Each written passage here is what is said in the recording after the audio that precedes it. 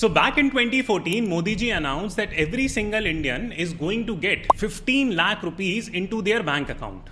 People became very happy. What's the point of working hard? What's the point of going to job? What's the point of even working from home? This, that. And we kept waiting and waiting and waiting for that money to arrive. Unfortunately, that money never hit our bank account. Then Mr. Amit Shah, who is the party chief, he said that, you know what, Mr. Modi was just kidding. He was not very serious about this. This was a political jumla or a gimmick. But imagine a world where every single Indian would have gotten this 15 lakh rupees. Would that have been good for our economy? Would that have been bad for our economy? And should we still go out and press the government to give us that 15 lakh rupees?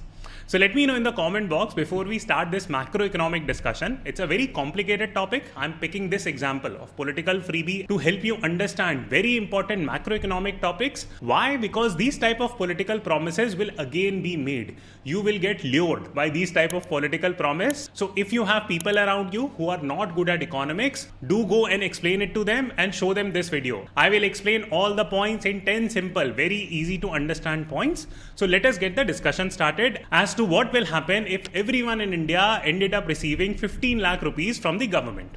So point number one is that there will be a series of badhaiyan and greetings and people will be very happy. So this will be a euphoria phase. Everyone will be happy.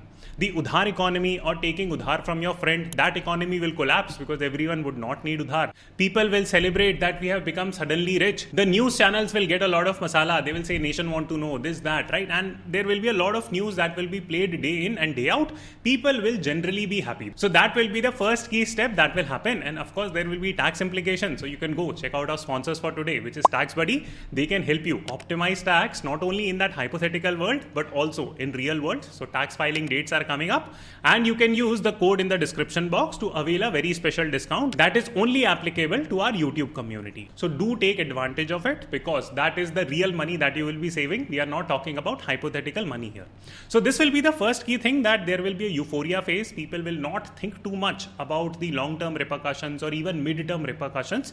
But guess what? There will be economic repercussions. So for that, let us discuss point number 2 around debt. That what will happen to our debt? Debt simply means loan. So any government that is doling out a lot of freebies, that is doling out a lot of money for free or spending money aggressively without even earning it. So how are they doing it? There are two methods. One is that they can take external debt. So external debt means that they can go and borrow from other countries or in other currencies, or they can issue internal debt. So let me speak about both these points. So point number 2 is that our external debt will go up or external loan amount will go up. So if you study the circumstances as of now, the total external debt in India right now seems to be around $550 billion.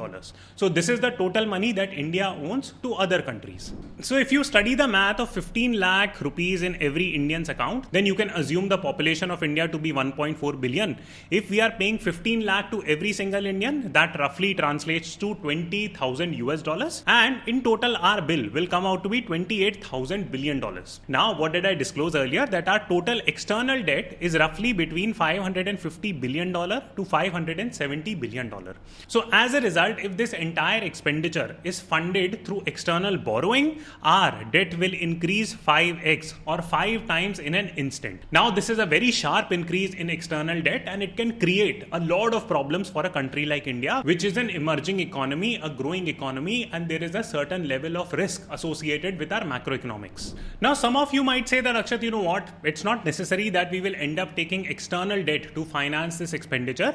We can issue money internally, and that process is called as increasing the domestic debt.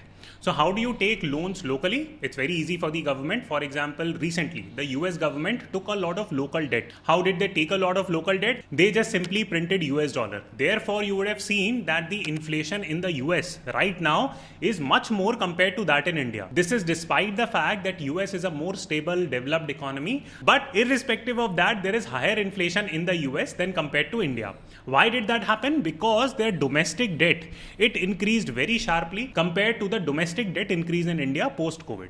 So if India decides to fund this entire expenditure or a part of this expenditure of $28,000 billion through internal debt, then what is going to happen? That the government, first and foremost, will need to print a lot of INR and increase their debt internally. Now, this situation definitely leads to high inflation, as we are seeing in the US, and in majority of the cases, it becomes like a Zimbabwe or a Venezuela type of situation where the inflation goes out of hand and it becomes like a hyperinflation situation. Now, many of you would say that, Akshat, hyperinflation did not happen in the US, at least for now it is not happening. So why do you say that hyperinflation will happen in a country like India? It is likely to happen in a country like India if we go bonkers with our expenditure, simply because of the fact that we are an emerging growing economy. Compared to the US, the size of our economy is not that big. So it is like saying that some rich person, for example, Ambani ji, he suffers a loss of, let's say, 5 crores. Now, will he stress about it? The answer is no. Why? Because he is already in very good shape. So he is economically very sound, so he will not struggle that much. But if a middle class or an upper middle class person suffers that loss of 5 crore rupee, do you think that they will be able to recover easily? The answer is no. It is not going to happen. So the same situation plays out in economy. US economy is very, very strong. Yes, they have made a lot of mistakes in terms of dealing with the COVID crisis, especially from a finance point of view. They printed money excessively. Now they are paying for it. But that has not still derailed their economy, because their economy is very, very sound. But opposite cases have happened in weaker economies like Venezuela, Mexico, Zimbabwe, etc. And there was a time in 2007 that due to hyperinflation problem, the Zimbabwe central bank decided to drop 21 zeros from their currency. That is how high the hyperinflation problem became in Zimbabwe.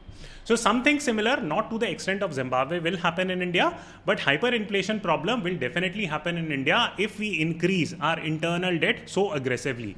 Another way of thinking about it is that ask yourself a simple question, that after 2020, why was it the fact that US was able to print a lot more money compared to that in India? The reason was very simple, that India wanted to be more sensible with its economic move, and it was definitely more sensible. And it was also the fact that we could not have afford to take such decisions. So this brings us to fourth point, that if internal debt or external debt rises, then what happens to a developing country? So basically there are these credit rating agencies. So you might have heard of Moody's, CRISIL and bunch of other credit rating agencies. They declare the macroeconomic stability of different nations. Now what is meant by macroeconomic stability? While there are many measures, one simple measure is that can that government or can that country repay its debt? For example, right now Sri Lanka and Pakistan are unable to repay their debt. So what does that mean? It means that these nations have defaulted on their debt, which is not a good sign, which does not foster any kind of trust within these government or nations from an investor point of view. Think about it this way, that if you are an investor and if you are looking to put your money in Pakistan or Sri Lanka, would you do it now? The answer would be no. Yes, there might be opportunities that your money might go 5x. But the problem is that if the country itself does not survive and if it keeps on devaluing its currency, then it becomes a problem for you. And you as an investor stand to lose your entire capital. So therefore, when any kind of macroeconomic problem happens in the world, that there is a war going on or World War III situation is going on, then money is pulled out from emerging economies first compared to stable economies. Now here are some of the inputs from credit rating agencies as to what they have deemed as the economic outlook of India.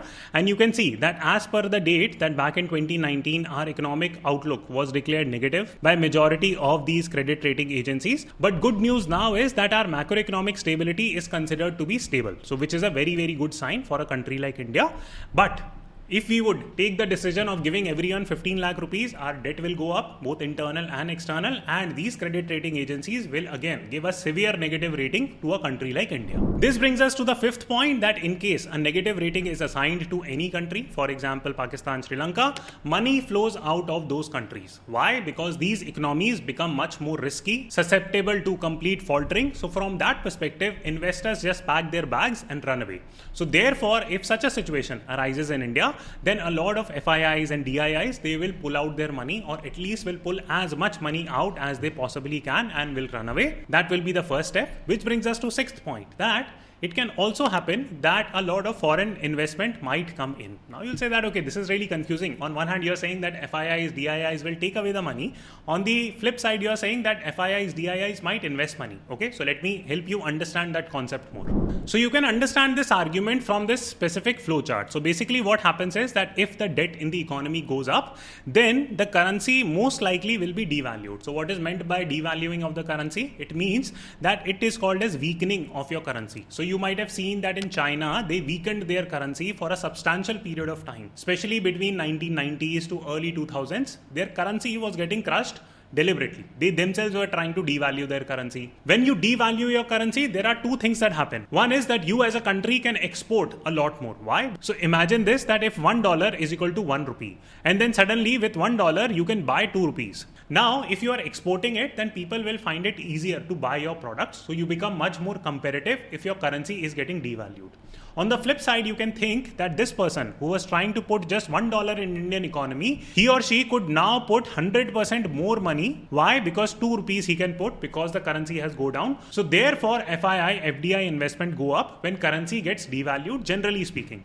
But this needs to be aligned with the fact that the country does not go bankrupt or the country is still fairly stable. If you go the Zimbabwe ways, where the entire country goes bankrupt, or the way it is happening in Sri Lanka, that would simply mean that FDI invested due to the promise of high returns, but they can't even take out their investment out. Now, a general roadmap here is fairly simple, that if a currency gets devalued very, very fast, it's a worrying sign, and DIIs do not invest their money in such economies. If the currency devaluation happens strategically and slowly, then the DIIs would want to invest in this country.